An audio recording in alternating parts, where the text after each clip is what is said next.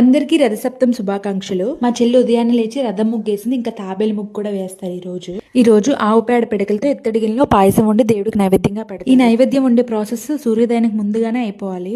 Next రథసప్తం రోజు స్నానం చేసేటప్పుడు జిల్లేడాకు, రేగాకు, రేగుపండు తలపై పెట్టుకుని స్నానం చేస్తారు. మా చెల్లి మా అమ్మ ముందుగానే లేచి పూజ కోసం అన్ని రెడీ చేశారు. నేను లేచి ఫ్రెష్ అయ్యేసరికి వీళ్ళన్నీ రెడీ చేస్తారు వీళ్ళిద్దరే. నేను చేసే సోకులు ఎక్కువ, నా పని తక్కువ. పళ్ళన్నీ రెడీ చేసినప్పటికల్లా సూర్యదేవుడు వచ్చినప్పటికల్లా పూజ స్టార్ట్ చేసాము. పూజ కంప్లీట్ అయిపోయింది. ఆ తర్వాత సూర్యదేవుడికి నీళ్లు చూపిస్తూ ఇలా దండం పెడతారు.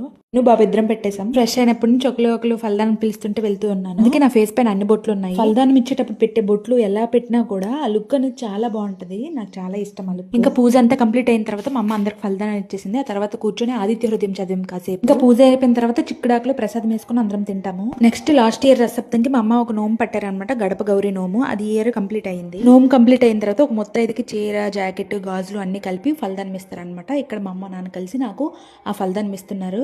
ఫలదానం కంప్లీట్ అయిన తర్వాత ఫలదానం ఇచ్చేటప్పుడు ఇచ్చేవాళ్ళు ద్వారంకి లోపల వైపు, తీసుకునే వాళ్ళు ద్వారంకి బయట వైపు ఉండి ఫలదానం ఇస్తారనమాట. ఈ ఇయర్ రథసప్తం మేమైతే ఇలా జరుపుకున్నాము. Thank you for watching my videos. Follow for more.